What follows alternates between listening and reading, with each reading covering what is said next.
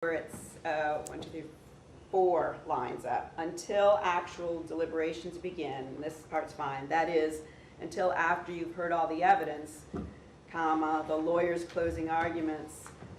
In order for me to read it properly, I have a comma in there, and have been fully charged on the law that applies to this case. But I just noted that for myself. I will submit that change to the Superior Court at its next conference. I read that you were on the committee, right? No, not anymore. Due to the commas and parentheticals and other things that get debated, I decided there were other matters that I might be better charged to address. Well, I noted that, and I wasn't sure if it was omitted by accident. Then on page 8, the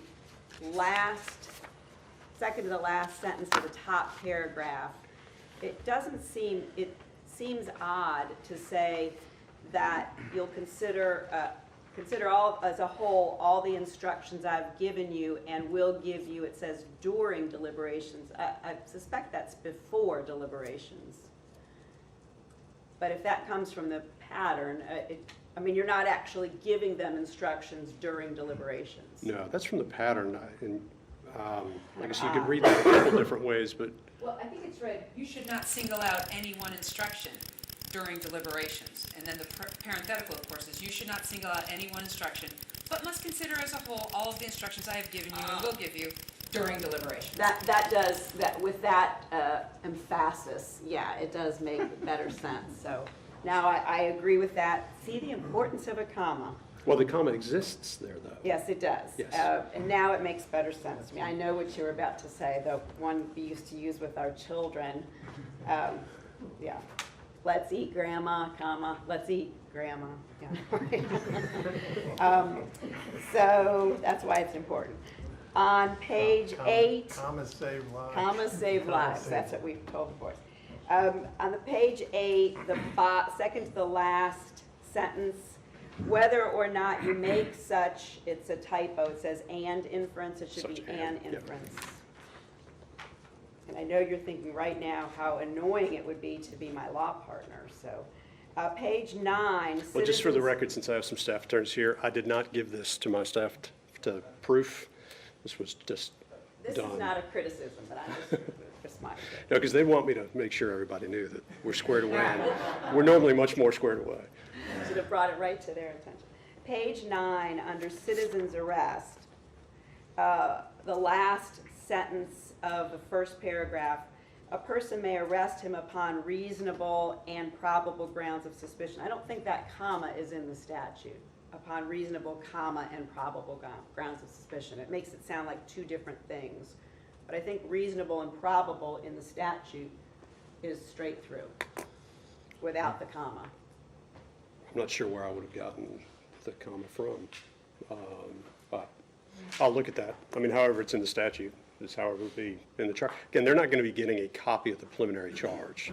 Just so everybody knows how I usually operate. The preliminary charge to me is exactly that. It's to make sure that the groundwork is set for the jury to understand its roles and responsibilities, and it's just an explanation to them of where the court expects them to be in the trial. The final charge, though, which repeats a lot of this, ultimately I do send out a written copy of the charge with the panel. But of course, if there's going to be exceptions or objections to that, I'll hear from the parties on it. But my general practice is to send out a copy of the charge. Very good. That was all I saw in this charge, with the exception of the issue concerning the motion on the removal of all doubt. Mr. Goff. We would adopt all of the suggestions made by Learning Counsel. I also remember, I think it was on page 2, and Mr. Sheffield was pointing out an issue. I think the charge referred to defendant rather than defendants plural. And if it did, although that's probably the pattern, in this case it might make more sense to refer to defendants in the plural. Well, I tried to go through and make sure it was each defendant or defendants, so they're referred to both ways. If anyone sees one in there, just let me know. I mean, but I have more, I think, important issues. And first, let me acknowledge the court's under no duty to give a pre-charge at all, and I understand that. nor can a pre-charge be expected to be as lengthy or detailed as the charge the jury received at the end of the case. And I'm certainly not suggesting that. But we are discussing some of the legal principles in this case, and if we're going to do so, I would humbly submit that we do so completely and accurately. And I sense that the court has been perplexed at times in the past when I have suggested that charge issues needed to be addressed, and probably also irritated because of all the counsel in this case, I have probably been the last to get anything before the court. So I understand the dual issues there. Nevertheless, given the importance of the case, I feel that we should address some issues earlier, sooner rather than later. The charge on burglary, I would respectfully contend, is incomplete. Now, I do want to point something out, though, before we get too far into it, just so everybody understands what the court did with this charge. I was asked to give a preliminary charge on some issues that may come up. Burglary in the first degree, burglary intent to steal, criminal trespass, citizen's arrest are all directly out of the Superior Court charge book. The only charge here that is, the only charge here that the court had to pull together is what I have marked here as the Bruton charge, which really isn't a Bruton charge, it's just an evidentiary instruction. So before we get too far, what I tried to do for simplification of the initial charge was simply go to the existing pattern charges, fully realizing and understanding that at the end of this case, once all the evidence has been submitted, the court's going to have a charge which addresses the evidence presented at trial. I wasn't in any way, I didn't mean to imply the slightest questioning or criticism. No, and it wasn't. I was simply explaining to everybody my thought process here, because this is the preliminary charge. This is very basic. It could be expanded upon, but what I didn't want to do was provide a charge that ended up not being consistent with the evidence and trying to explain too much. And Your Honor, I believe that it was originally the state's motion to have those in, and I believe what your direction to us was that we should all agree upon this. And I did receive responses from Mrs. Hogue, and she said, yes, we're going to agree to this, and we have some alterations, and that was her motion. And so, unfortunately, this is the first time I'm hearing that Mr. Goff is not in concert with the rest of us, because we've all agreed to Well, this and we don't know that yet. I just wanted to do that because, and I guess the other part of this, and I have received your submission, for example, on citizen's arrest, which is a proposed charge, as well as a whole bunch of supporting law on that. I've looked at it, okay? But again, at this point, since all of the evidence in the case has not been presented, normally I don't put any charges on the law in a preliminary charge. And so in order to avoid the problem down the line of having something in the preliminary charge that doesn't actually end up getting in, I've tried to be very careful with it.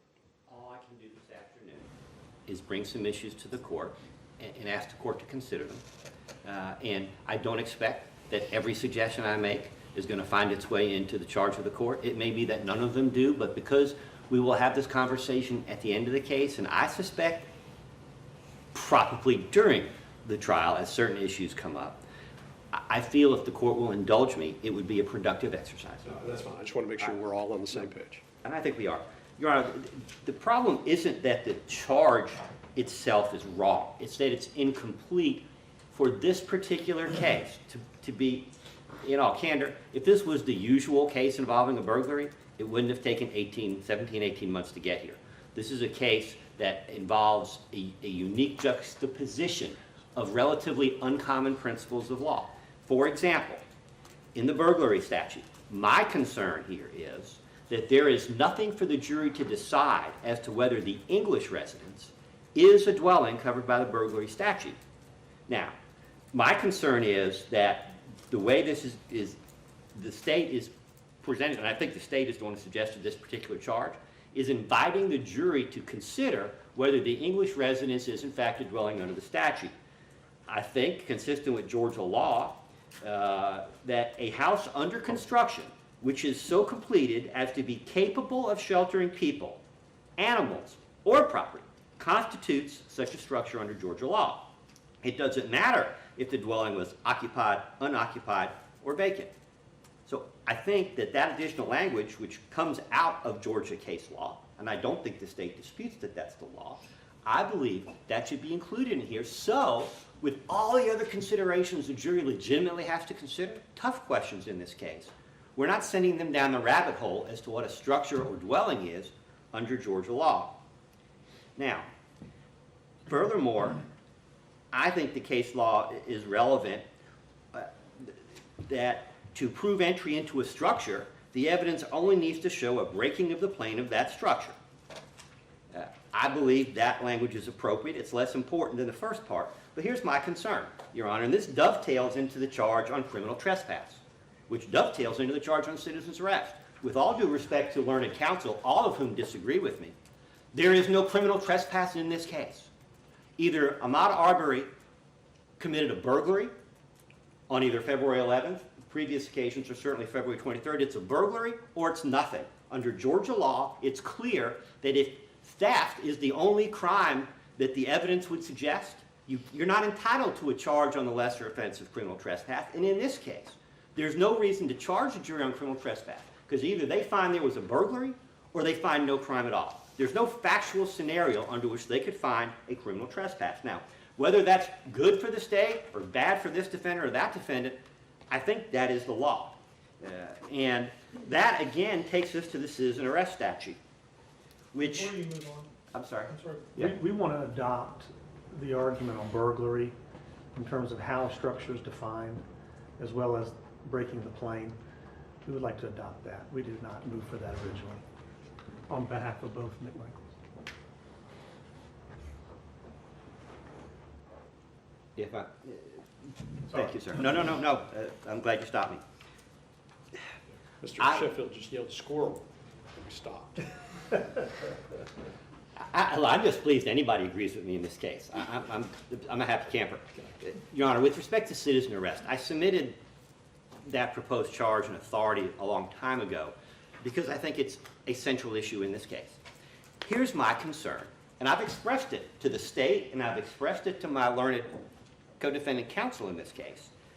This absurd path we're on where the court, doing what good judges do, which is in default, for lack of any other reason, charge a statute. And I get that.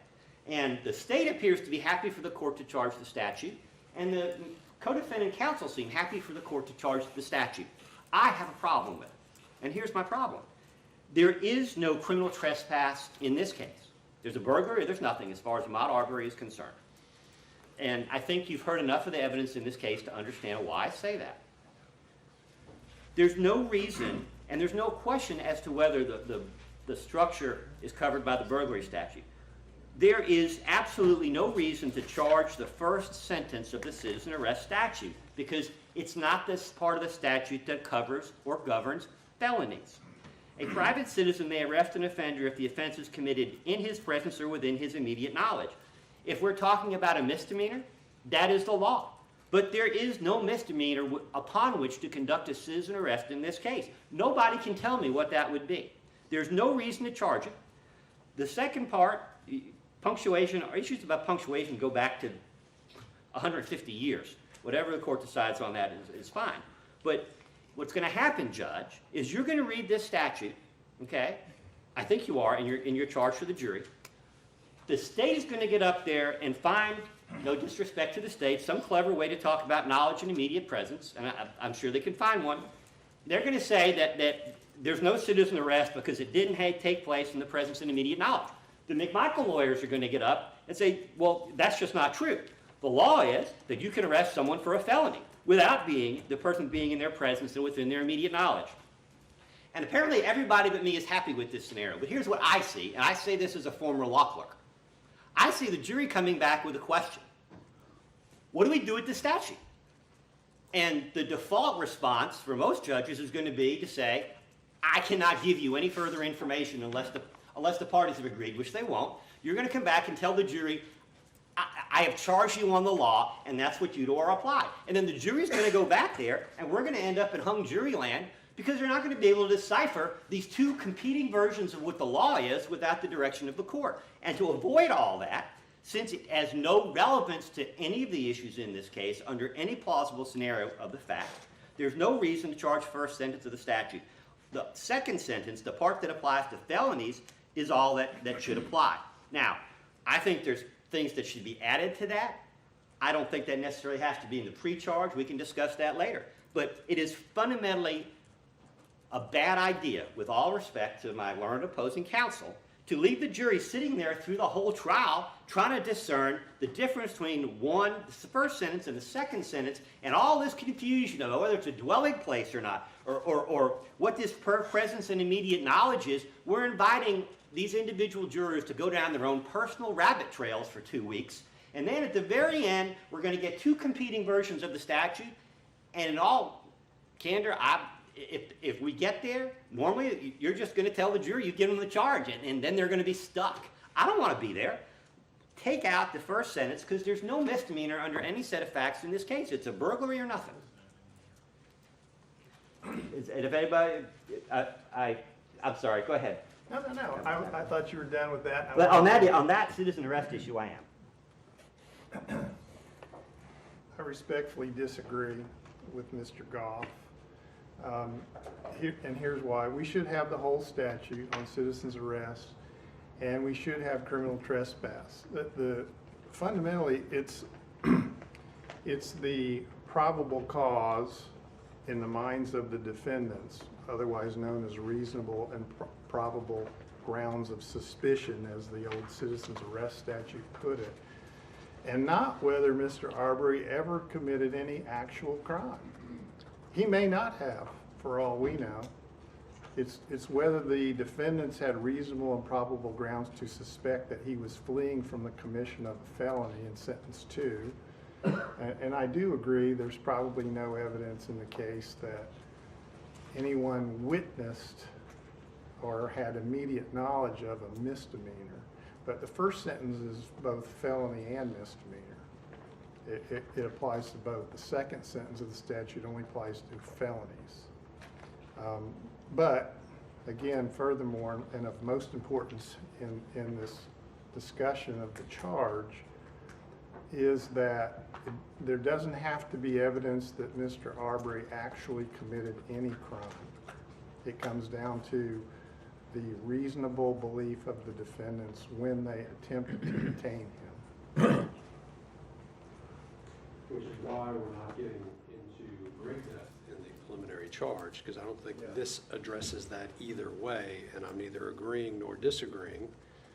This charge is general enough where I believe it covers what we're going to at least get into in the evidence of the case. Whether the ultimate charge on citizen's arrest reflects exactly what you're saying is still, I understand, and again, I referenced Mr. Goff's significant brief on citizen's arrest before we got started. The court is not at this point acknowledging anything but what is out there in this pattern charge. The idea here is simply to give the jury an idea on what citizen's arrest is without getting into all of the arguments of counsel simply in the preliminary charge. Okay. I have nothing further to add to that. I did have a few other points, if the court will bear with me. I talked about burglary, and I missed something, and I want to go back to it. The court is charging generally about intent to steal. However, there is also case law not reflected in the pattern charge that makes a consideration not just whether items of value were present, but whether there seems to be no other reason for entry. That is to say, when no other motive is apparent. There are cases that discuss that, and I believe, although it's not in the pattern charge, I don't believe on intent to steal, it's relevant to this particular case. We've heard stories about maybe speculation, somebody was looking for water, maybe speculation, somebody wanted to go to the bathroom. I believe that that part of the Georgia law on burglary should be included in the charge on intent to steal. I also believe that an instruction on flight is appropriate here.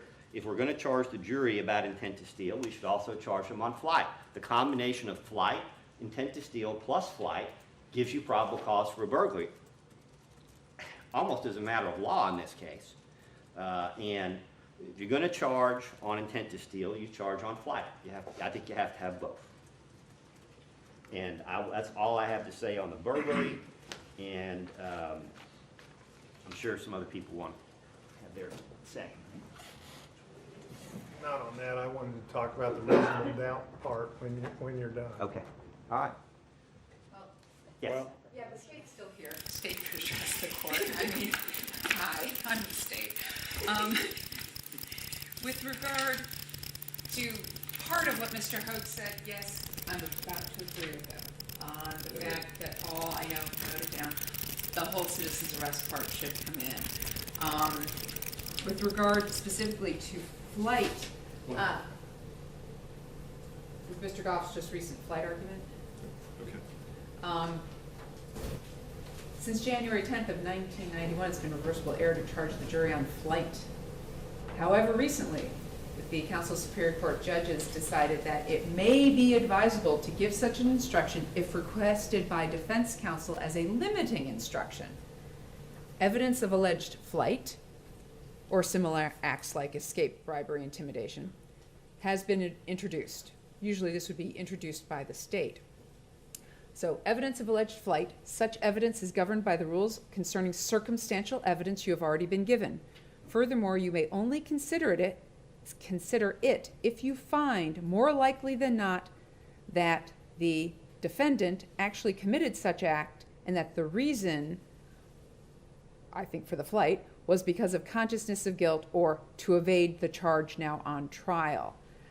My assumption is that the defense would ask for this to be changed up to the evidence of alleged flight has been introduced, because they're assuming and going to argue that he's fleeing. Such evidence is governed by the rules of circumstantial evidence. Furthermore, you may only consider it if you find more likely than not that I'm assuming they're going to do, the victim actually committed such act and that the reason was because of consciousness of guilt. But I just wanted to bring it to the court's attention that this is new, this flight pattern, and it's a limiting instruction. Therefore, I think it only comes in well after the evidence has been presented. And it is one of our requests to charge at the conclusion of the case, Your Honor. And to further simplify the matter, Your Honor, although I don't think it needs to be in the court's preliminary charge, is I understand Georgia law, although in civil contexts, the law is that where a reasonable man would investigate further before instigating a prosecution or making an arrest, he may be liable for failure to do so, which would seem to impose on the McMichaels, in this case, and arguably on Mr. Bryan, a duty to inquire. And the reason I'm bringing it up, because I think there's going to be some discussion tomorrow in opening statements about what I would call the Nancy Drew problem, which is there's a right to arrest, but there's arguably no right to investigate. However, I think you can investigate as long as you're not breaking the law, and in fact, one could make the argument applicable to this case, that the McMichael defendants were under a legal duty to ask him what he was doing before they arrested him. And certainly that would go to the reasonableness of their actions on the day in question. However, if I may, on that note, and I may be taking us off in a different direction, however, in both the interview the Hoags gave and the radio interview Mr. Sheffield gave to Court TV, they both used some key language, and I noticed the key language was that the McMichaels were effectuating a citizen's arrest detention so the police could come and investigate. And these were key words. A citizen's arrest detention so the police could come and investigate. That obviously, there's no such thing as that. And I only bring it to the court's attention right now because it's of concern to the state that conflating, we get to detain and hold somebody so the police can come and investigate this is not what citizen's arrest is. And I just agree with Mr. Goff that that concept is concerning to the state. And I will just leave it at that. Obviously, if that's what's put together in the opening tomorrow. I will be objecting because that's a misstatement of the law. But I just agree with Mr. Goff that detention and to hold somebody so the police can come and investigate is not what a citizen's arrest is. I wasn't implying that that's what happened, but I do think the evidence, as I understand it in this case, will be that this started as a consensual encounter, driving up on the side of the road. And I'm not trying to put words in anybody else's mouth. This started as a consensual encounter. Stop, we want to talk to you. And under the law, flight is certainly relevant. And if you have an obligation to inquire in good faith before arresting somebody, the fact that someone won't stop and talk to you kind of explains the escalation on this day. At least that's one defendant's view of that. I'm certainly not speaking for the McMichaels on that. And I certainly think that it's relevant. But beyond that, I'm ready to move on to the next issue, if I may. Sure. Your Honor, I also believe that we are charging on burglary. I think that we are entitled to a charge also on, I would leave it to the discretion of the court, others may feel differently, either carjacking or motor vehicle theft. The evidence, we believe, will support that. And of course, theoretically, and I've gone through this exercise, you can find all kinds of potential crimes out there, but I think that carjacking or motor vehicle theft are reasonable to charge the jury about. It focuses the jury's attention on one of the important issues in the case. And I'm going to stop and see if anybody agrees with me. We adopt on behalf of both McMichaels. Oh, I'm sorry, adopting a carjacking Do we not preliminary. instruction?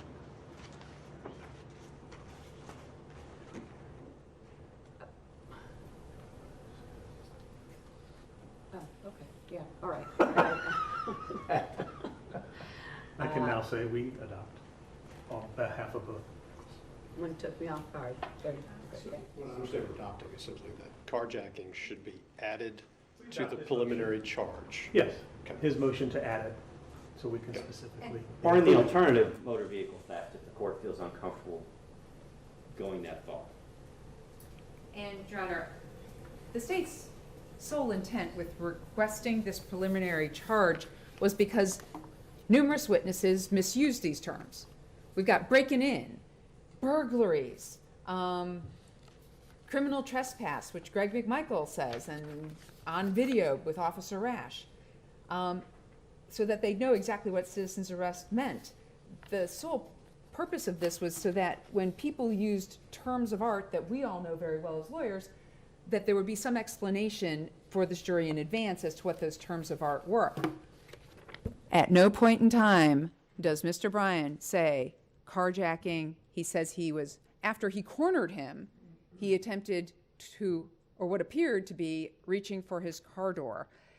So this idea that we're going to make out of whole cloth, after I took my car and cut him off so close to him and cornered him, he appeared to be reaching for my door handle, and I sped off so he couldn't get to me, turns into a carjacking. The state's very, very concerned about inserting at this point in time carjacking or theft by motor vehicle into this case. And in fact, if we're going to go down this route, the state will just withdraw wanting any of these charges at all in advance for the jury, and we'll just go with the preliminary charge up till you should not single out anyone's instruction, but must consider as a whole all of the instructions I have given you and will give you during deliberations. The state would be perfectly comfortable in taking out all of this stuff if we're going to go down this road right now. It was simply to assist the jury in understanding some of the inartful language some of the witnesses, especially the McMichaels, were going to use in this case. And if the state wants to withdraw that, that's fine, but I'm going to adopt the motion, and their withdrawal doesn't matter.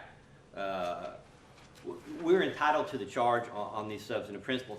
And the suggestion that the solution for the state is simply to withdraw substantive charges and leave the jury uninformed, I won't speculate as to what was going on behind that.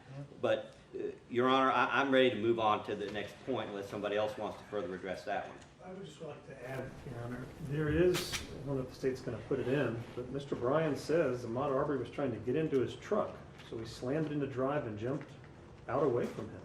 That he was trying to reach for the handle of the car to get in the truck, and there'll be testimony about Mr. Arbery trying to get into Mr. Bryan's truck and what that meant. So I think there's a good faith basis to help the jury understand that before the trial. I'm ready to move on. Your Honor, I seem to be the only lawyer in this case that thinks that the jury needs to be charged, the pattern charge, 3.16.40, arrest, right to resist unlawful force in making an arrest. The only change that needs to be made is where it says police officer, it should say a private citizen is authorized. How is the jury going to make any sense of this case if they don't understand that Mr. Arbery has the, and I'm not saying that he was correct or that this is in fact the case, but how are they going to process the evidence in this case without understanding that not only is there a common law right of citizen arrest, there is an equally old and ancient right, still recognized in Georgia, a minority of jurisdictions at this point, to resist, first to resist an unlawful arrest, but second, to resist the excessive use of force in a lawful arrest, and to wait to the end of the trial to inform the jury of legal principles that they probably wouldn't have any idea of, is going to put a situation is the jury's going to be looking back over weeks of notes trying to figure out how they apply that principle of law, because I expect they're going to be blind, other than the people with law enforcement training, they're going to be blindsided by that issue. Even several of the jurors who are career federal law enforcement officers are unfamiliar with citizen arrest or the right to resist an unlawful arrest or to resist the excessive application of force in the context of a lawful arrest. And with all due respect to everybody else who thinks I'm crazy, to me, that's really the primary issue in this case. There's no question that there was probable cause to conduct an arrest. That's just my opinion. The issue is not whether there was probable cause to conduct a citizen arrest. The issue is going to be, ultimately, whether Travis McMichael and perhaps Greg used excessive force in effectuating a lawful citizen arrest. And the flip side of that, which is why the state disagrees with me, is the jury's going to have to decide, even if the arrest was lawful under Georgia law, whether Ahmaud Arbery was entitled to resist what he perceived to be an excessive use of force. Instead of looking at this primarily as a citizen arrest case, you can or you can't, the real issue in this case is whether the McMichaels or Arbery or both employed the excessive use of force.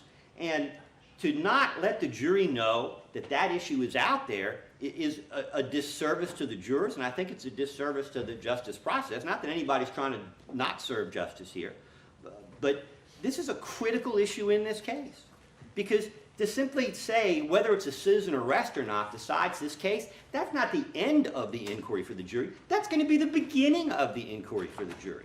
So we can't ignore this issue. And I have, and I don't mean any disrespect to co-counsel, but it's like watching three-dimensional chess through a fog or a mist and trying to figure out what's going on.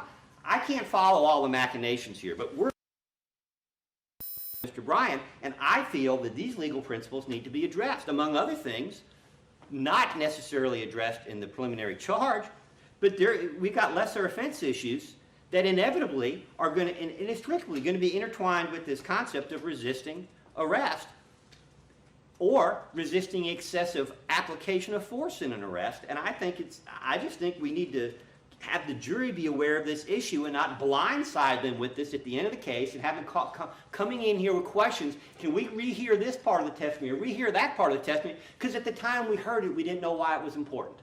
Why put ourselves in that position? I think that needs to be in the pre-charge. On that subject, that's all I have to say. I have 2 or 3 issues left, depending on how this one goes. Well, that's what closing arguments are for. Here are the facts, and this is how the law that the judge is going to give you applies to those facts.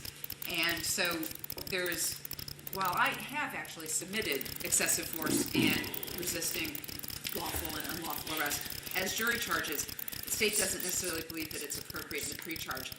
The court is absolutely right. This is a minimal overview to be given right before opening statements, and it's unnecessary for them to have an entire charge at this point. One of my frustrations in this case is we haven't even begun to explore how you adjust the pattern charge on use of force to the facts of this case. And I understand why the state would like to look at this as a self-defense case. And I understand why the co-defendant's counsel looks at this as a self-defense case. And justification, it's easy. If one part is the aggressor they're in the wrong. If the other party's the aggressor, they're in the wrong. But it's more complicated than that. It's not just who's the aggressor, it's the context in which the aggression takes place. This is an arrest situation. As a matter of law, one is not required, a police officer, for example, is not required to engage in an even fight. You know, in the old days, they used to say, if he brings his fist, you bring out a club. If he brings out a knife, you bring out a gun. And arrest is never intended to be an equal application of force. You can't simply give the pattern charge on use of force in this case without creating real problems. And we need to be focusing beyond that to the finer points of this case, which actually is what the jury ultimately is probably going to be looking at. And I just think, once again, we need to be focusing more attention on whether one or both parties in this used excessive force and how we charge the jury on that concept instead of, with all due respect, what seems like an infantile analysis of who's the aggressor, because it's more complicated. They can both be the aggressor in this case. Having said that, I'll move on to my next one unless Ms. Donikowski wants to be heard again. I'm good, thank you, Your Honor, we believe that we are entitled, I won't say entitled, pre-charge is kind of discretionary with the court, but we would ask the court to charge good faith. That's, I think, part 3 of the citizen arrest charge that I had previously submitted.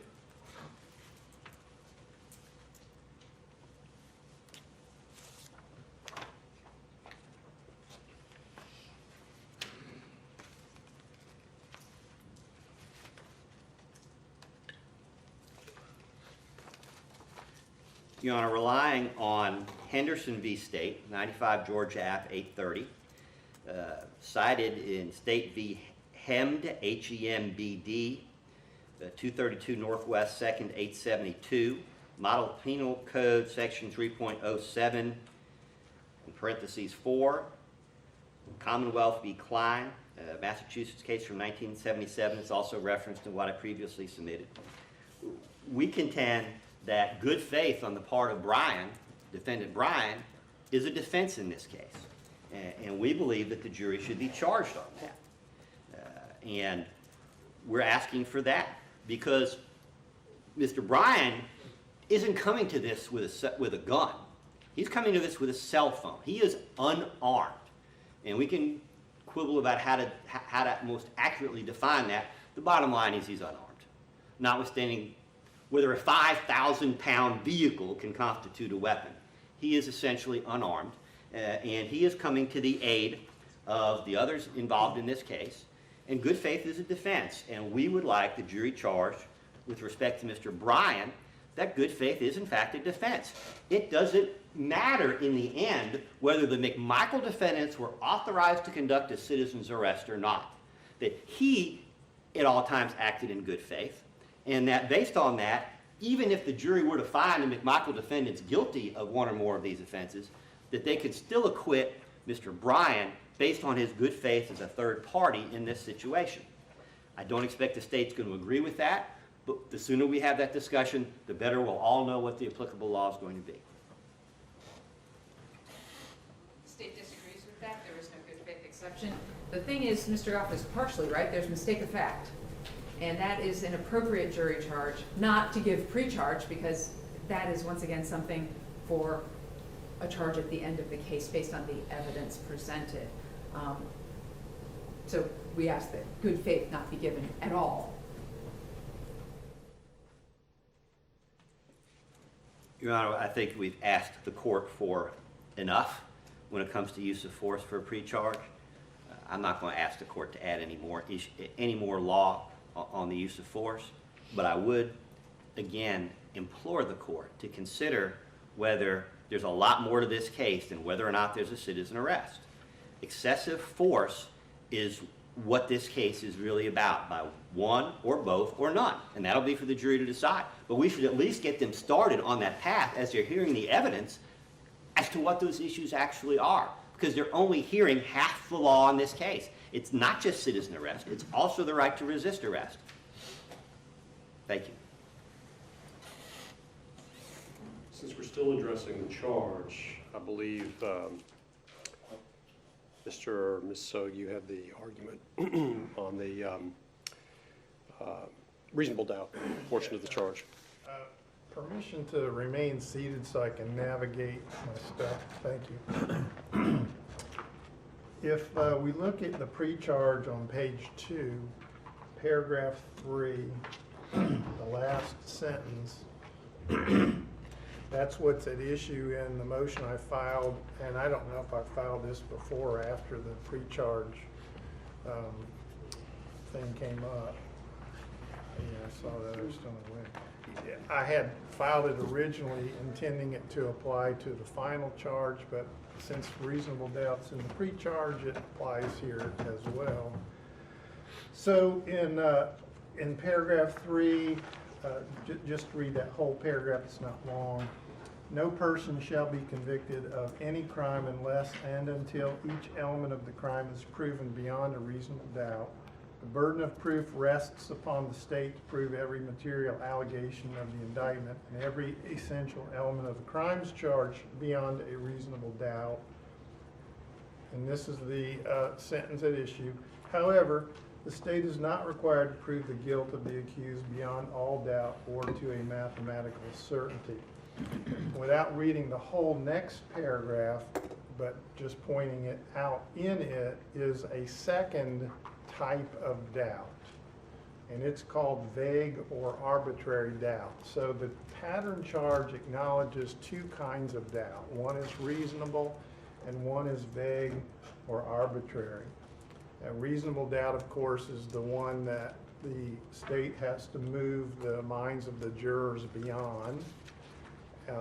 And the problem with that sentence is several problems, but it's misleading and it's confusing and it's actually faulty or erroneous. And to illustrate it, I'd like to call the court's attention to a recent case. I don't know how to pronounce this name. I'll spell it and try to pronounce it. It's Develbot versus the state, Debelbot. And it's at, I just have the Southeast 2nd site. It's 839 Southeast 2nd, 513. It's a 2020 Supreme Court case. And I bring it up for illustrative purposes because of the mistake made by the prosecutor in this criminal case.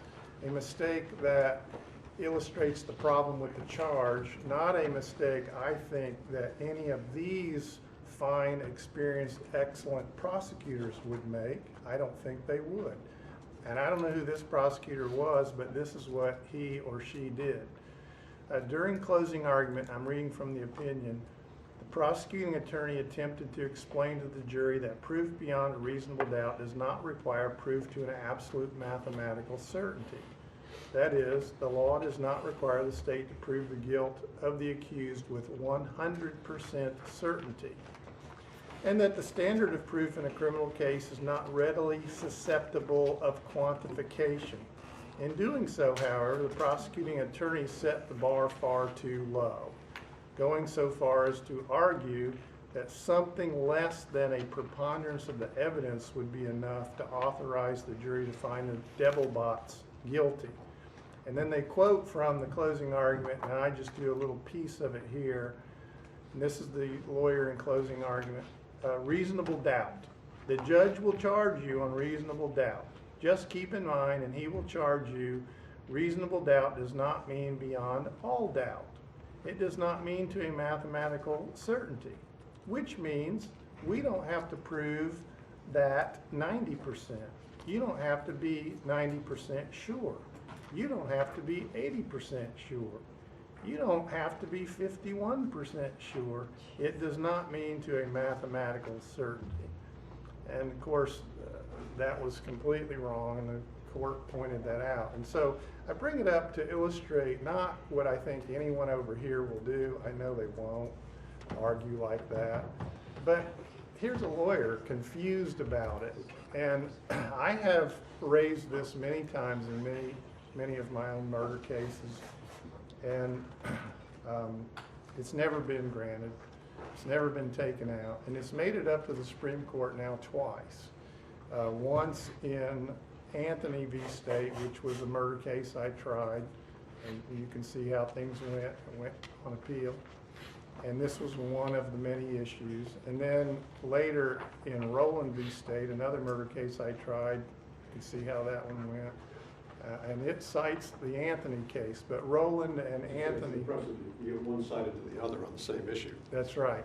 But here's what, and I think Your Honor might appreciate this metaphor I'm about to give you. It's kind of like the dead bird thing. But here's what the court said in Anthony. They said, the fact that the sentence of which the appellant complains. Right in front of me, was introduced by the word however. Yes, you've seen that. If I read the end of it, I'll give you my analogy on what I think this type of ruling means. However, it does not change the meaning of all doubt or mathematical certainty, even assuming that the use of those terms amounted to error. We will not reverse the judgment on that basis because the charge as a whole properly informed the jury of the state's burden of proof and the meaning of reasonable doubt. And that was Rowland citing Anthony. And so the metaphor I came up with for that kind of ruling, where they're saying that if you put that possibly assume erroneous sentence into the whole charge, everything's okay. So it strikes me like this. It's like saying to the jury, well, other than the worm that has burrowed into my apple, the apple as a whole is still edible. Just eat around the worm. So there's this worm in the charge, and I'd like to get it out of the charge because I think it is misleading and confusing. I have spoken to jurors. This is anecdotal evidence, of course, and they have expressed to me their confusion about what this does. What it does, I think, is it diminishes the burden of proof by introducing the idea of all doubt in the paragraph with the reasonable doubt, which hasn't even been defined yet, and before the other kind of doubt has been introduced at all, which is vague or arbitrary doubt. So if you modify all doubt by inserting the only other kind of doubt that's been mentioned so far, what you're hearing, if you do that, is all reasonable doubt. So the sentence is possibly heard as, the state is not required to prove the guilt of the accused beyond all reasonable doubt or to a mathematical certainty, because at that point, no other kind of doubt has been mentioned. And the contrast to vague or arbitrary doubt, it apparently doesn't even apply to that sentence. So it's partly the placement of the sentence, and as I put in the brief, it creates an ambiguity. The particular one that it creates is called an amphibole, where, and my favorite example of it is Groucho Marx, who said, I shot an elephant in my pajamas this morning. How he got in there, I'll never know. It's that kind of ambiguity that this creates. But on a more serious note, it is confusing to the average juror, as it was confusing apparently to a bar card holding prosecuting attorney in this Devilbot case.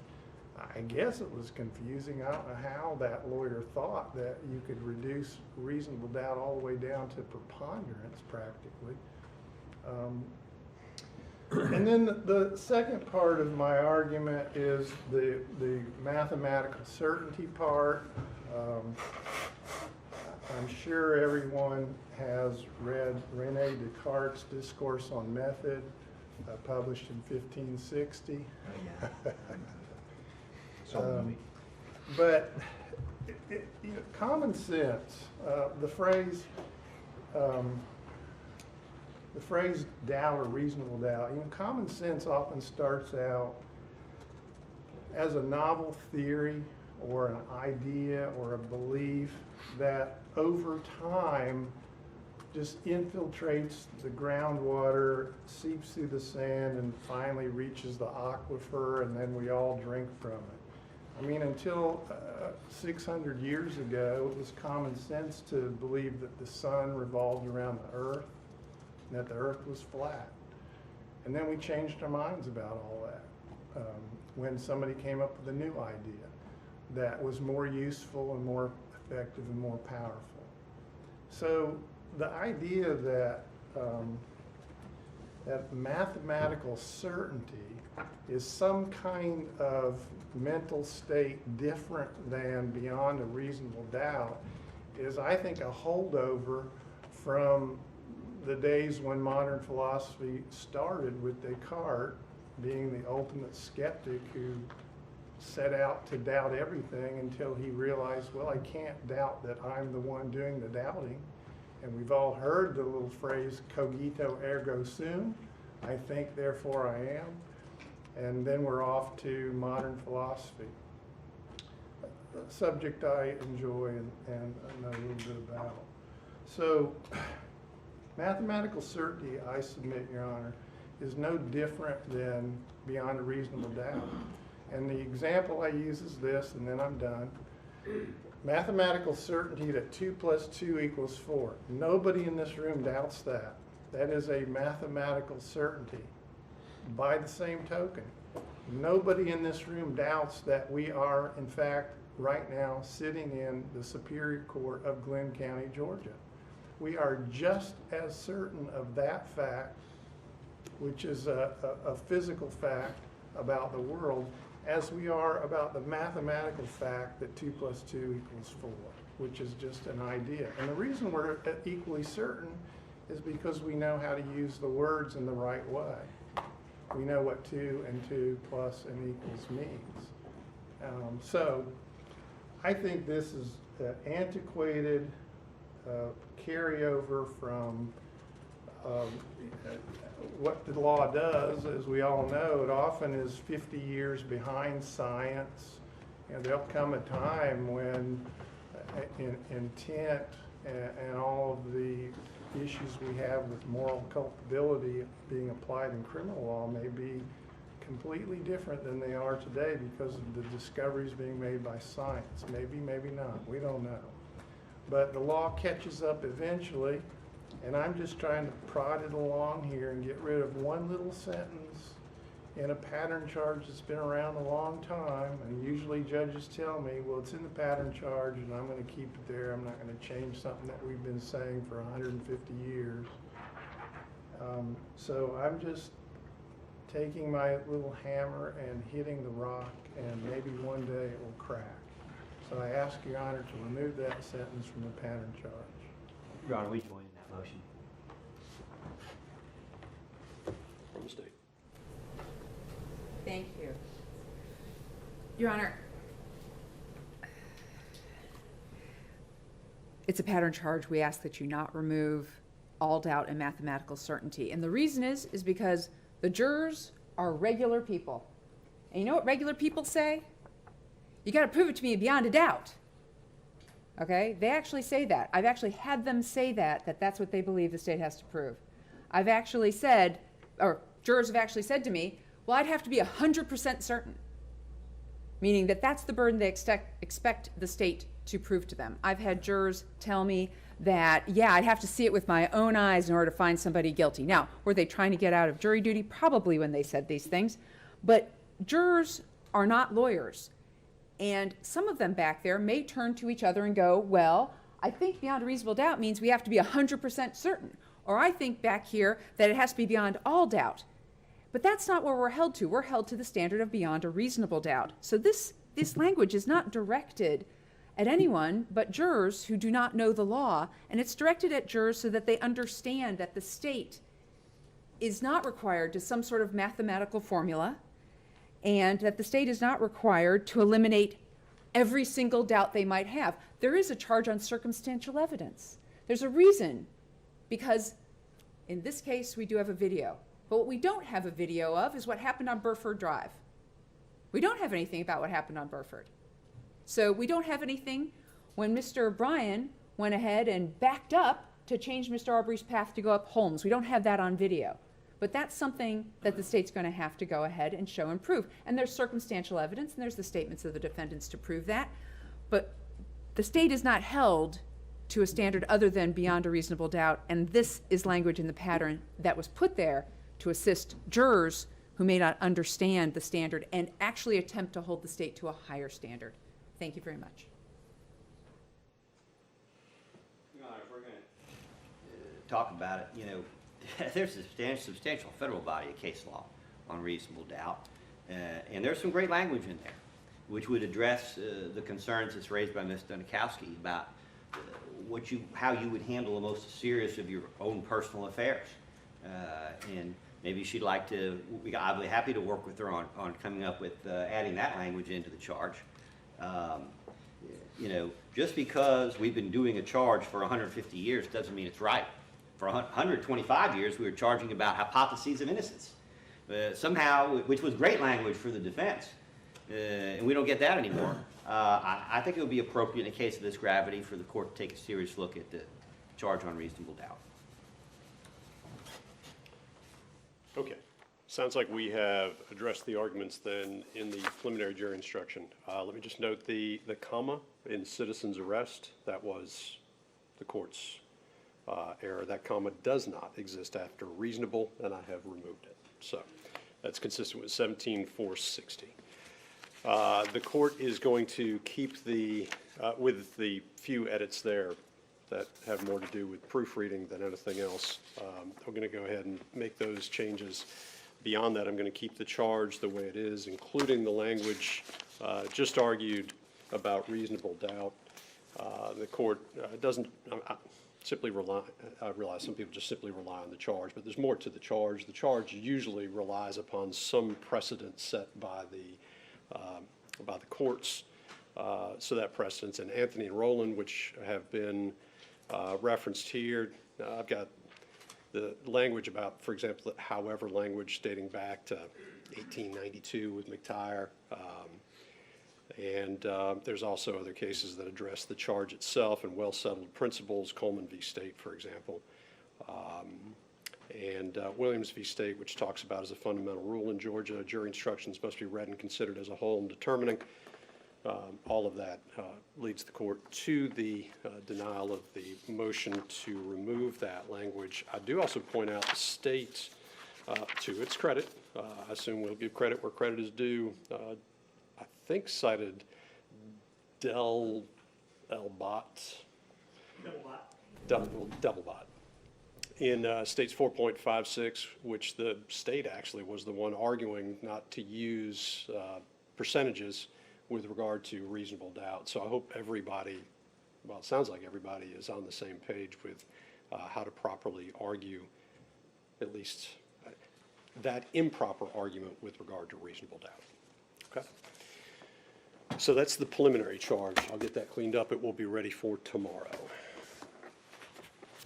During the break, the court again looked at the body cam footage that was submitted. Why don't we go ahead and argue the McMichael's motion in limine regarding the Officer Duggan body cam.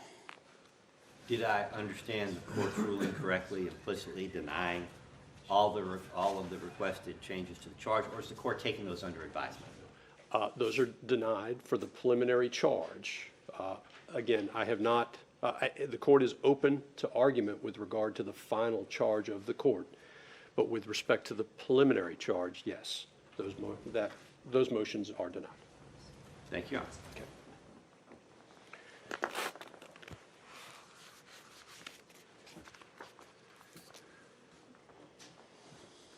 Grab the state's motion, Your Honor. Just for the record, Your Honor, I'm sorry, Sheffield. We object and want to preserve the record on the alterations to the pre-charge that we requested by saying thank you. I appreciate the court's consideration, but I want on the record that we're preserving our right to have the charge corrected, the substantive charge corrected. Thank you. Thank you.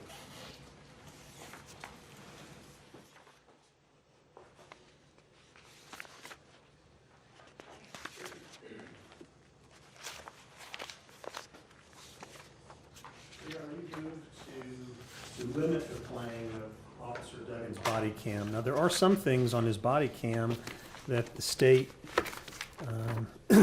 is trying to have access to. It looks like the part that shows the defendants interacting with each other at the scene prior to being interviewed by law enforcement.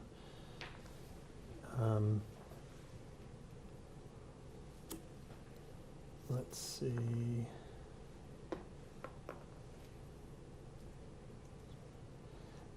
Also, perhaps to show Travis McMichael's demeanor in the aftermath of the shooting. I think the body cam may show some of that as well. That's really not. Also here, depicts in real time what was seen by the second responding officer when he arrived on the scene. Shows where the defendants were located at the scene in relation to each other. Do you have the motion, Your Honor? The I state's- do. I have my notes that Okay. I'm looking for. I'm listening, and I've That's fine, I understand. I've read the submissions. Yeah. So I'm following you. I'm just Okay. trying to find my notes. Shows where they were located at the scene in relation to each other. Also it says without sound in the first 30 seconds. It shows Duggan interacting with and speaking to defendant Travis McMichael. This is important since it's believed that this is when Travis McMichael stated to Officer Duggan that he had shot the victim. These don't appear to be issues that we're concerned about that the body cam reveals. Those are not what we're concerned about. There is, however, a moment where Officer Duggan kneels over Mr. Arbery. And I think the court has now seen that. Turns his body over. He's giving pressure to some wounds. And the body camera is hovering 6 inches or so, maybe a foot over the body. Very, very graphic, very explicit.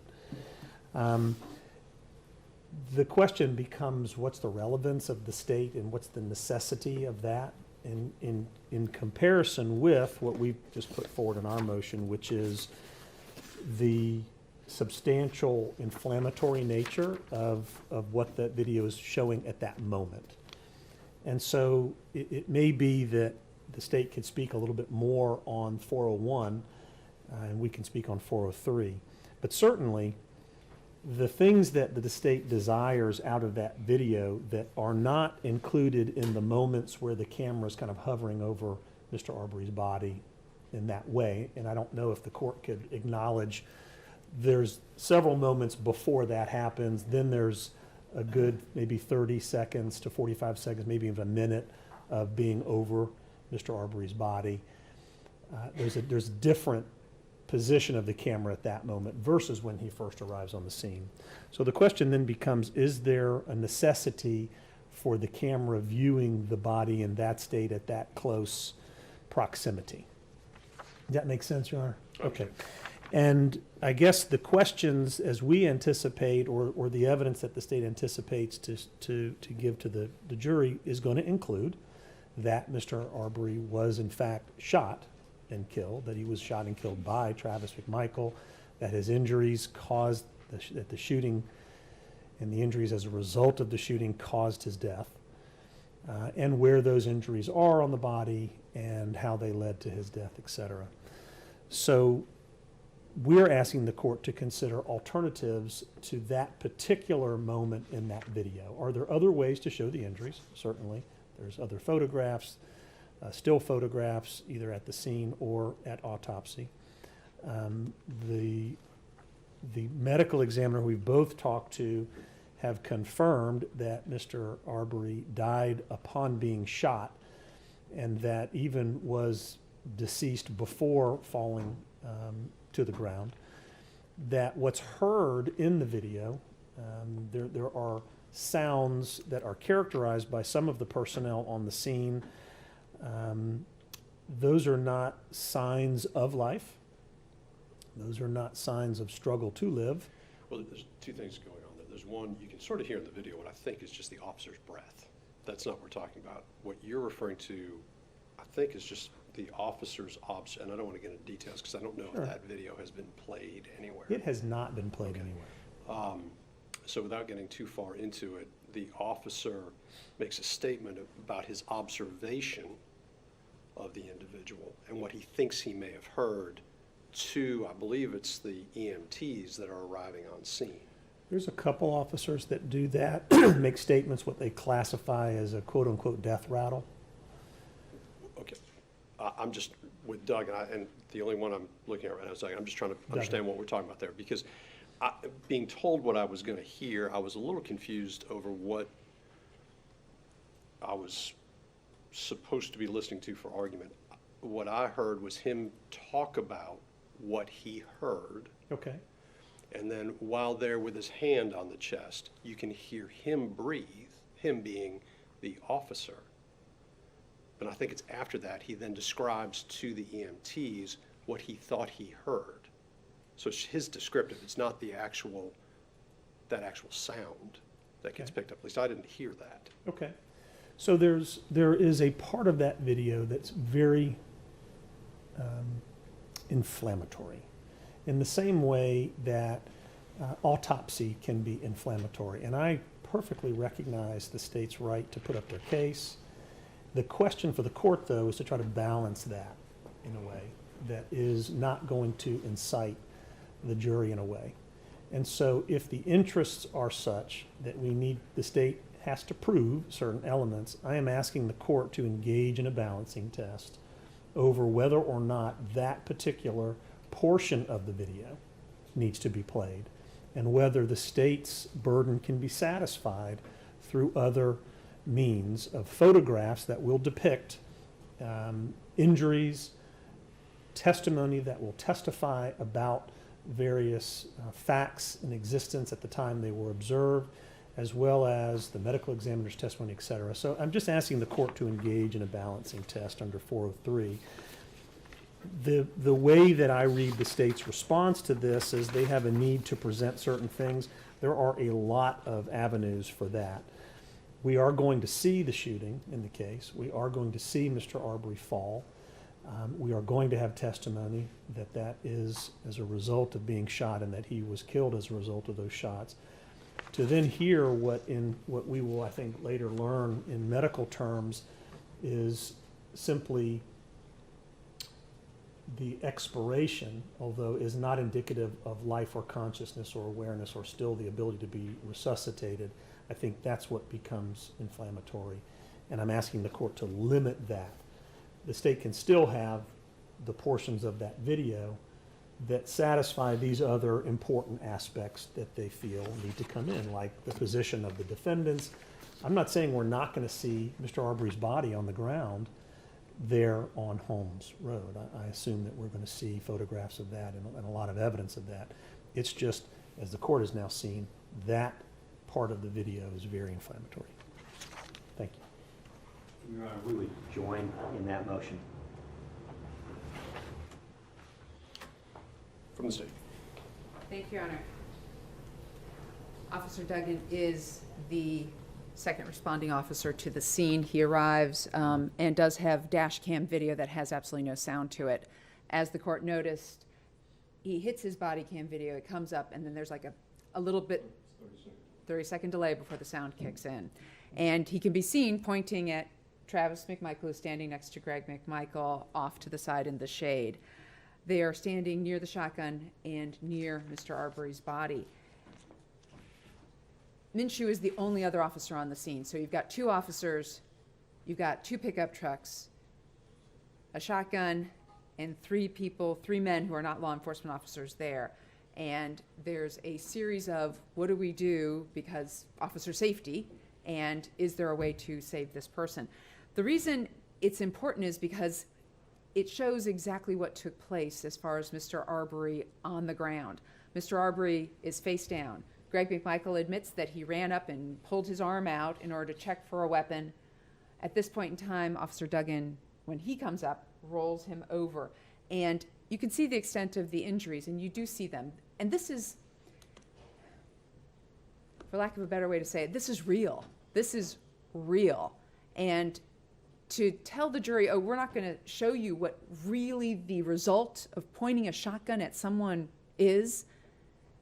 Travis McMichael left his house with a shotgun. Then he got out of his car with the shotgun and pointed it at this young man, and then he shot him with it. And this is the result. And Officer Duggan is an officer who had to go to the scene. This is a human being who has to stand over this young man and put gloves on. And he's thinking, what can I do for him? And he puts his hand over it, and he then says, there's nothing I can do for this gentleman. And the other part of all of this is that Travis McMichael is standing probably right there during this whole entire thing and seeing this. The state has no idea if the defense is going to get into Travis's demeanor at the scene. He's upset, he's in shock, he's all these things. Well, that explains a lot of it, because this is the result of his actions. And we think it's very probative because it shows where everybody was, the condition of Mr. Arbery, what Mr. Arbery actually had in his hand, and this sort of intimation out there that may or may not be in these jurors' minds that nobody ran up, including the defendants or the police, to assist Mr. Arbery. Obviously, it's going to be explained to them by the ME that the first shot killed him. Just because, like in the movies, he didn't fall down immediately, that didn't mean that that first shot didn't kill him. It did. He just kept going because it didn't hit his heart.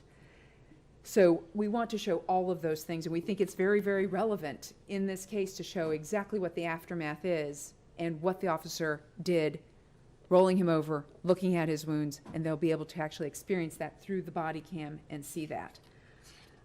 My understanding, of course, and I'm just going to segue right now, is that the defense has no objection to the dash cam video, which is stationary and very, very far away, and you do see Officer Duggan doing all of these things from a distance. But it's just the body cam video that the court has seen. We ask that the court allow it, that it is it's more probative on these issues of exactly where everything was, everyone was, the evidence, and how Mr. Arbery was, including his clothing and the condition he was left in on the scene, than it is prejudicial for these jurors. Thank you. Just a very brief conclusion, Your Honor. As the state has said, we do have the beginning of the video. We do have the car dash cam video. That shows the scene. It shows everybody is. We have Officer Minshew, who is first on scene, who has video on him as well. That shows where everybody is, and it's still playing when Officer Duggan arrives.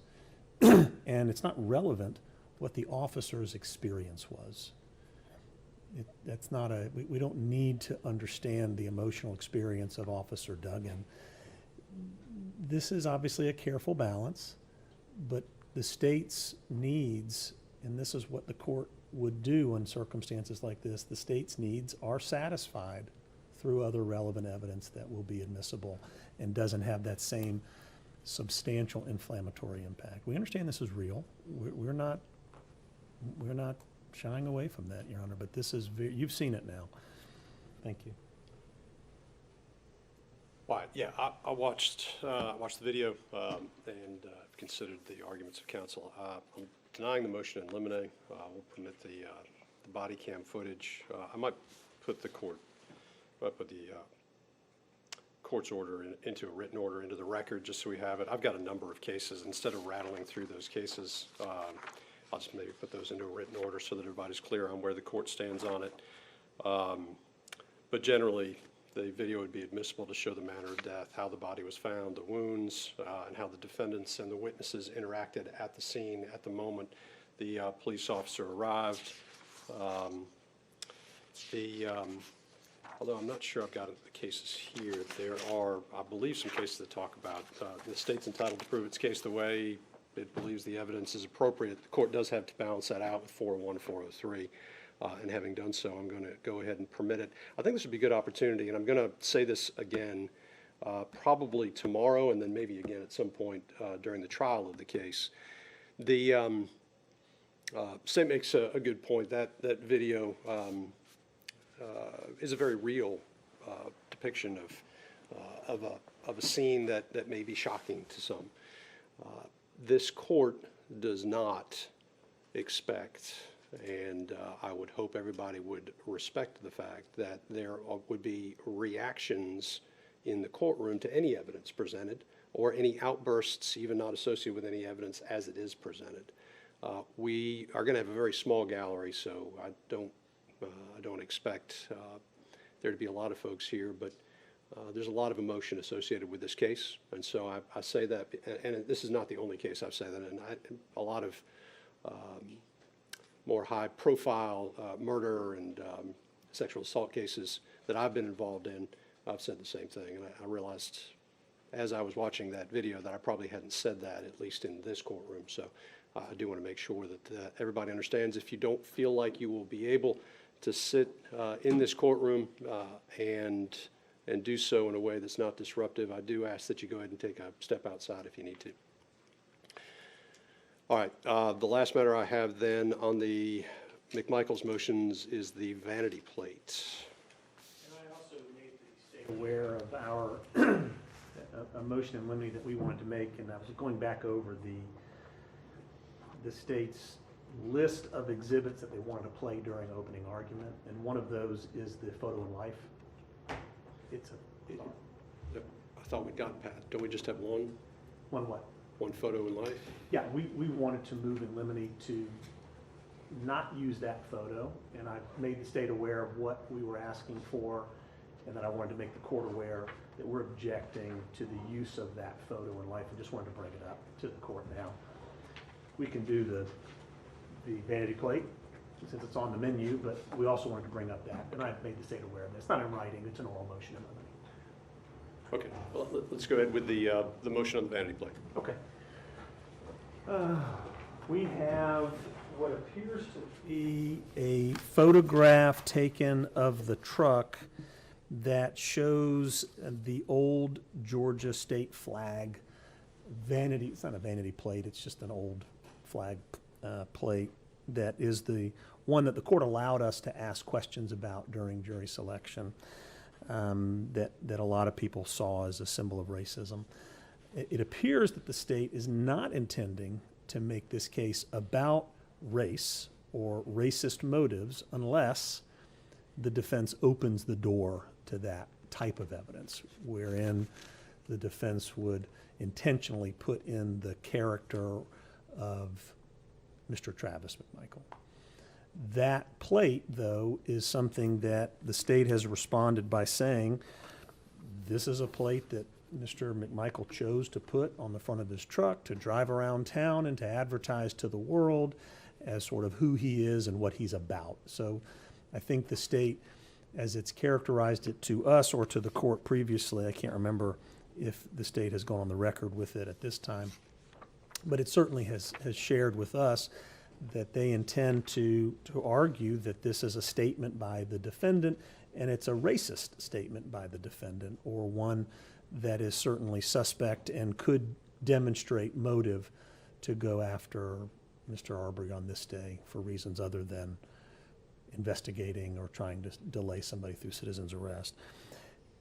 I don't believe the license plate is really visible in a lot of the video, but to the extent that it is, we would ask that the court limit the playing of any photograph or video of the front plate, because it's inflammatory and because it injects into this case something that we all have been trying to avoid and trying to obtain jurors who don't have strong opinions about this as well.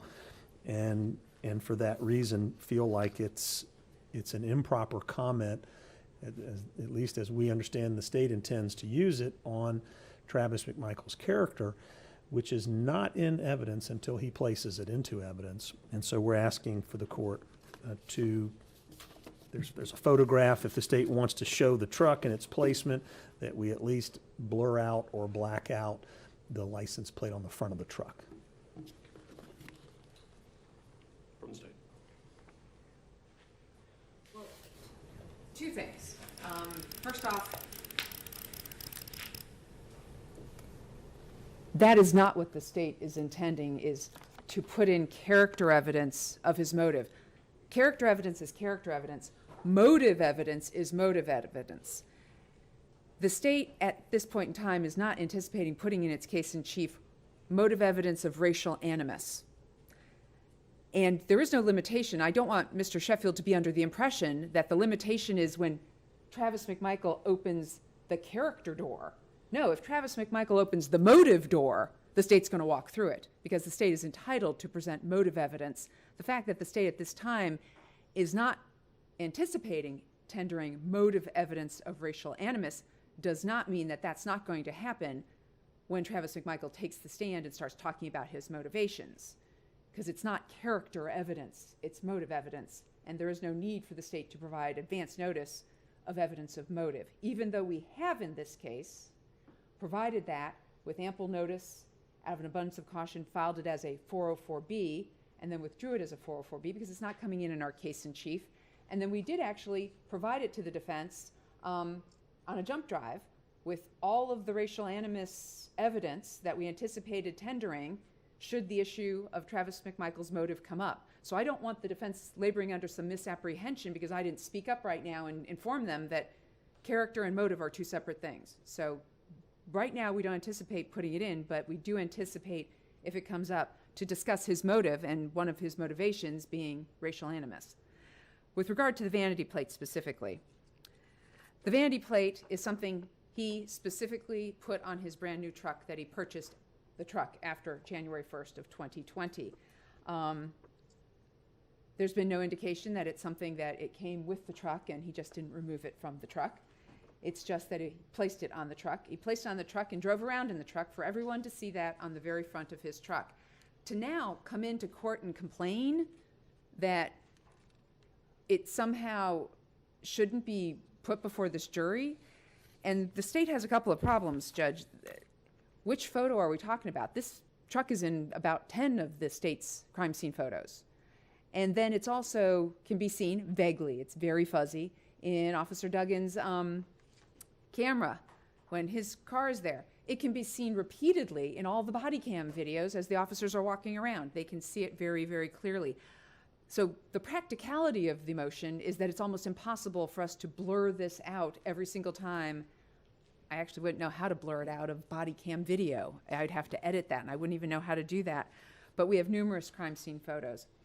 The fact of the matter is that this is something Travis McMichael put on the front of his truck. He wanted the world to know this. He put it out there to see people, for people to see him driving around with this particular plate on the front of his truck. A little disingenuous at this point to ask that it be blurred out as if somehow it's not relevant to this case. And it is relevant to this case because there comes a point that's in Mr. Bryan's video where Mr. Arbery is running down the road on Holmes. The white truck is coming toward him. At that point, he turns around and runs back past Mr. Bryan's truck. This happens at the blue mailbox. So the defense, of course, is going to argue, well, there's no evidence he saw it. Well, he turned around for some reason. Whether he saw that on the front of the truck or not, he was looking at the truck, and that's what's on the front of the truck. So at this point in time, we ask that you deny this motion because this is a choice Travis McMichael made. It would be as if he chose to put on a T-shirt that had the Confederate flag on the front of it and then somehow wanted us to blur that out. That was his choice of clothing that day.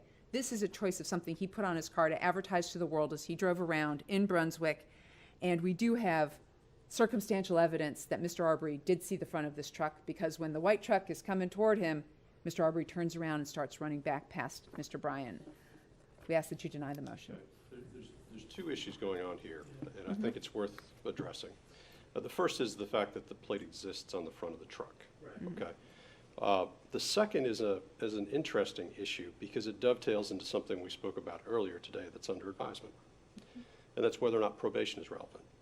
To me, there is parallel logic in the two arguments. Let me explain. The defense argument in the probation matter that it should be in is that it is evidence, and I'm not going to be very artful with this, but it's evidence that it's not character evidence. Instead, it is informative with regard to Ahmaud Arbery's actions when confronted or when this chase was going on. Okay. Parallel logic, and this is what I'm trying to figure out, maybe we'll get it when you come back up, we'll talk to the defense. Parallel logic is then, and I'm just throwing this out there, thinking out loud, which is always dangerous. If the state's argument is exactly, well, I guess it is that, exactly that, you know, the truck was coming towards him and Mr. Arbery saw this truck coming down the street with a 1956 flag or whatever the year was.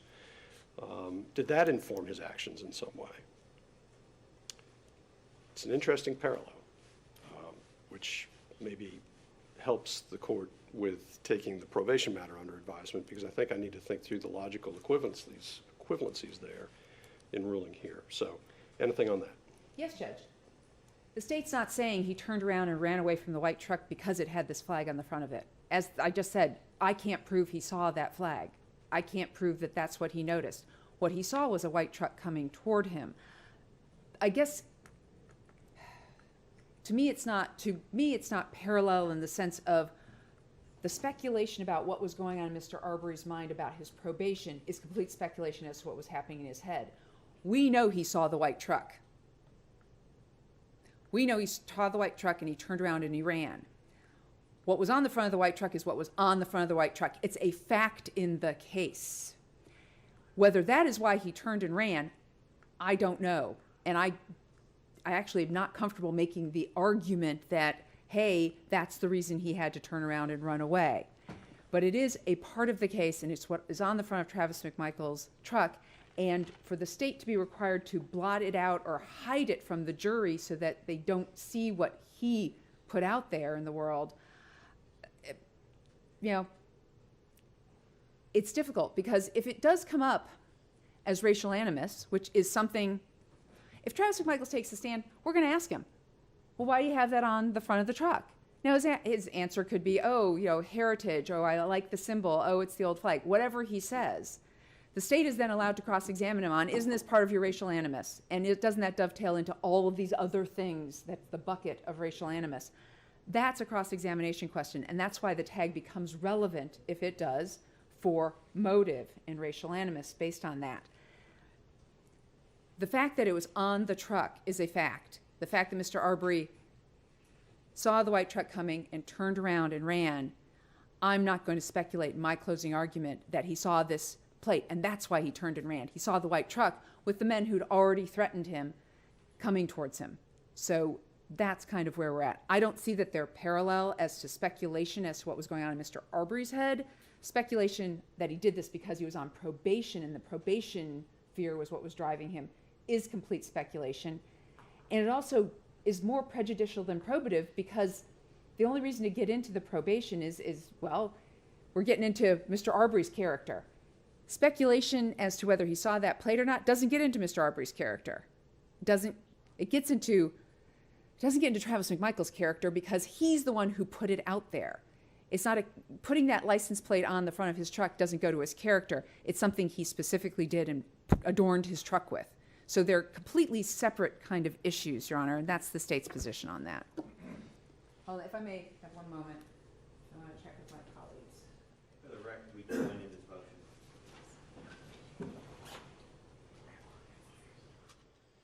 And as my esteemed colleague has pointed out to me, which I really thank her for, is the fact that this is intrinsic evidence.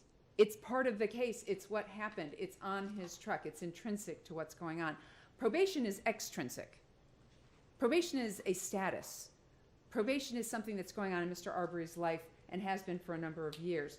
So it's extrinsic evidence to speculate as to what's happening in his head. This was on the car during the incident. So it's intrinsic to what's actually happening during the entire incident that leads up to the homicide.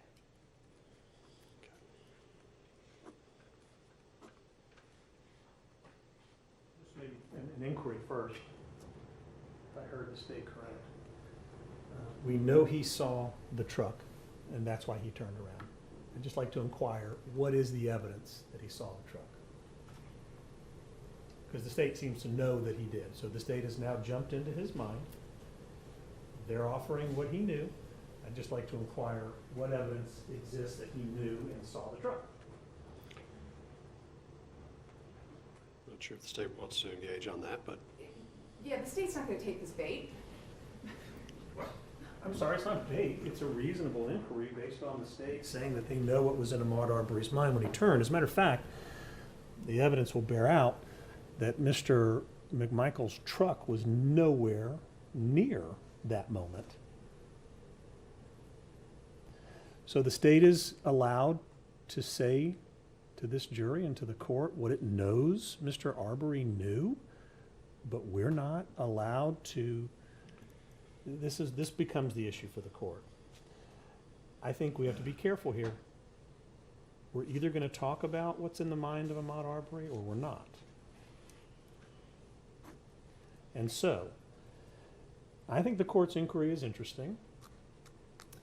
Essentially, you're saying Ahmaud Arbery does something because of another thing. Well, I was asking on the arguments that I was hearing, whether I was hearing two different arguments, because what I heard was what I guess you could couch as an intrinsic evidence argument, which is it was on the truck. Right. And he was on probation. You're putting words in my mouth. No, I'm putting words in my mouth and giving them to you. Right. Yeah, I'm not giving you words, I'm putting words out there for you to hear. It's a very artful way of saying that. The second issue, which came to me as we were sitting there listening to it, is I still have a matter under advisement. And so I was just working through the logical equivalencies of both. And sometimes, as I have discovered in this case, actually talking about what I'm thinking while I'm thinking it results in rabbit holes. It assists us in trying to address the court on matters. We appreciate it when you think out loud, but I will say this. We know for a fact that Mr. Arbery was on probation, and I know this is under advisement, so I won't delve back into that, but to the extent the state addressed it, it's intrinsic, and the cases have interpreted as intrinsic, that somebody is actively on probation. And we have a long history of seeing the way that he has interacted with probation. Yeah, and I flinch only because those cases, I understand, were actually running from law enforcement cases. I understand, but law enforcement wasn't aware that the person was under probation at that time.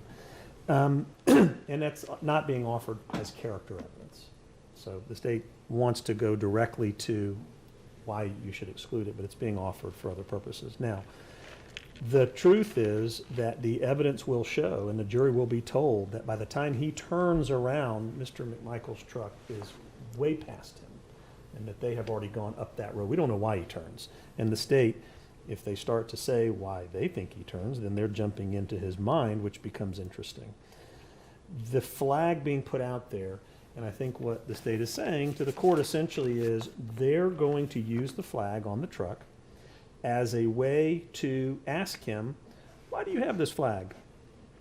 And even though his answer might be because it's a Southern symbol, not a racist symbol to me, that then they can say, well, now that we've asked you about the flag, let's get into all of these posts and all of these other things that demonstrate racial animus. And the flag on the truck becomes maybe the can opener for that in some kind of a way. And they're not going to put it in their case in chief. So how does Mr. McMichael taking the stand and talking about what he did that day and his intent on that day, how does this flag then help establish motive when his actions are not about motive on that day? His actions are about what his intent was that day. That's what he's charged with. He's charged with intent to commit crimes and his intent to use self-defense.